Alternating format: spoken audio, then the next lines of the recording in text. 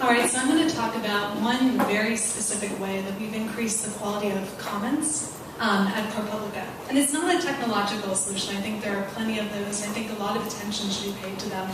And then previously when I was at the Huffington Post, I was fortunate to work with the team there to think about scaling. But this is a solution that we've employed at ProPublica. It's almost one that we've employed inadvertently. So before I explain it, just a show of hands, how many of you are familiar with ProPublica? All right. So you guys know what it is. But the basic point I want to make about ProPublica is that we have reporters who sort of go down the rabbit hole. You know, they do the deep dive, they come out with a story, it's like the first shot, and they continue to focus on a particular issue for a long period of time. And as a former organizer, I tend to think about the web in a very tangible way.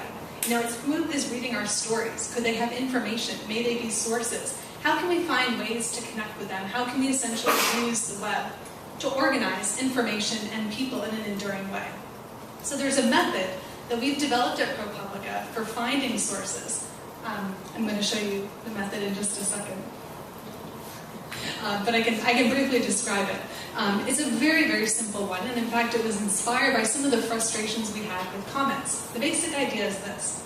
If you are publishing stories about a problem, there's a pretty good likelihood that the people who are affected by that problem are going to be reading stories of that sort, right? And the question is, well, if they're reading your story, how is it you connect them with a reporter?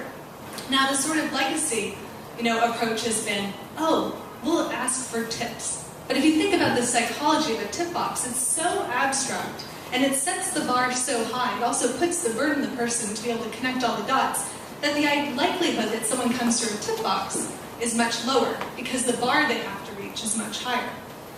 So you think, okay, well that won't work. Sometimes there's an email address for a reporter at the end, and now of course you're much more likely to be able to reach a reporter through social media. But still, if you think about all of those efforts, someone has to go and find the email address, they have to scroll down. It really does put the burden on the reader. And so what we've done at ProPublica is we've actually inserted these small boxes in our stories. And there are special boxes on different kinds of series. So for example, when we covered the BP oil spill, we had a box that read, where have you been affected by the BP oil spill? Did you lose your job? Very specific questions intended to elicit specific responses. One of our reporters is covering the home loan modification process. And there it reads, have you applied for home loan modification? Or are you facing foreclosure? You click on the box, and it takes you to a page with a form. Sometimes the form is created using Google Forms. Sometimes it's a form enabled through Public Insight Network, which I recommend you check out in a moment. But the form actually has a whole bunch of questions from people. And for people, it has questions about their contact information, but very specific questions. So for example, to what bank did you apply? When did you file your application? If you think about it, these are all questions that we actually can't really ask of someone who's filling out a comment. We find that, for example, if someone reads one of our stories and wants to volunteer information to a reporter, they may find their email address, but even in the cases when they do, and it's very easy on ProPublica's site, is that they don't always provide all the information that helps a reporter make sense of their situation. So we have asked people to fill out this form. But the next thing that happens, and I can do this with a screen, that's how it is, the reporter is assigned to go through the file and make follow-up calls. Now what we've done, since we began asking sources to come forward in this way, is that we have begun sending out an email to those who fill out the forms every time a new story goes up. And the email comes from the reporter, and the email describes the intention behind the story and asks people to use the comment section to provide updates, feedback, and any sort of criticism or positive feedback about the story. And what we found is that this one small step, which is literally to say, you have shared information with us, we recognize it, we're going to develop a persistent relationship with you.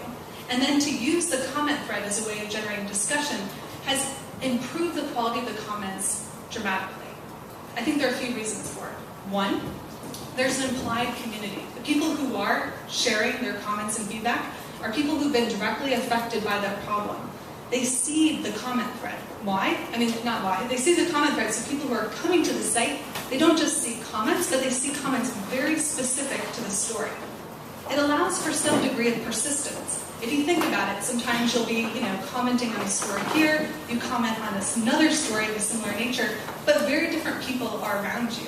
And what we've been able to do then is allow this sort of continuous, albeit ad hoc, community on our site to persist across our stories. And also, very importantly, the reporter is watching the comment thread very closely.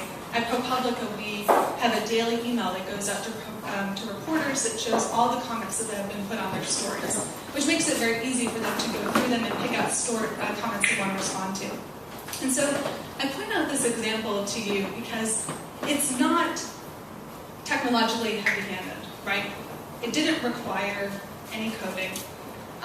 It's an organizational solution. It's not the kind that I was used to employing at the Huffington Post.